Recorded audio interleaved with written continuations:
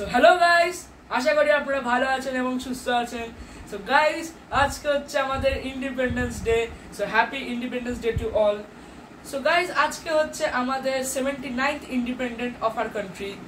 So guys, আমাদের India কিন্তু একটা বিশাল দেশ।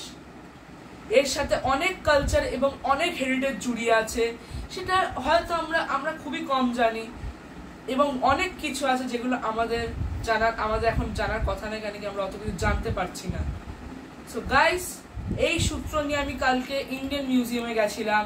সেখানে আমি অনেক পেন্টিং এবং স্কাল্পচার্স দেখতে পারলাম। এবার সেটাই আমাকে বুঝিয়ে দেয় আমাদের ইন্ডিয়ার ঐতিহ্য, আমাদের দেশের ঐতিহ্য সেটাই বোঝায় আমাদের।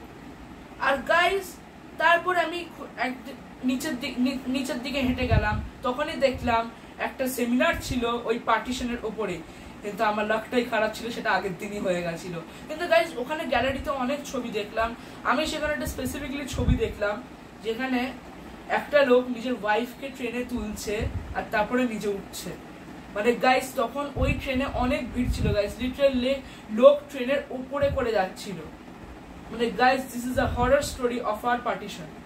সো গাইস, আমাদের এই স্বাধীনতার পেছনে অনেক লিডার এবং অনেক ইয়াং যুবক ছিলেন, লাইক ভগৎ সিং আর ক্ষুদিরাম বোস।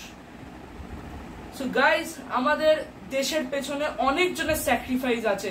তারা নিজের পরিবারের কথা না ভেবে, নিজের মা বাবার কথা না ভেবে শুধু আমাদের দেশের জন্য নিজেদের প্রাণ বলিদান দিয়েছে। তো গাইস, এখনকার দিনে আমাদের শুধু হিস্ট্রিতে চ্যাপ্টার পড়া না, আমরা পড়ি আর ভুলে যাই। কিন্তু গাইস, এটা করলে আমাদের চলবে না। আমাদের মনে রাখতে হবে, আজকে আমরা যদি স্বাধীনভাবে থাকতে পারি, তাহলে সেই স্বাধীনতা সংগ্রামীদের জন্য, যারা আমাদের জন্য, যারা নিজের আগামী প্রজন্মের জন্য নিজেদের জীবনে বলিদান দিয়েছেন, গাইস, যারা আমার মতন যাদের একটা ভাবনা আছে, তারাই আমার এই কথাটাকে বুঝতে পারবে। গাইস, আমি আজকের ভিডিওটা আমার এটা নিয়ে ছিল। সো গাইস, আশা করি আরেকটা ভিডিও নিয়ে আমি খুবই তাড়াতাড়ি হাজির হতে পারবো। সো গাইস, সাবস্ক্রাইব তো আমি সবসময় বলি, তো please like, subscribe, share and comment. Bye guys.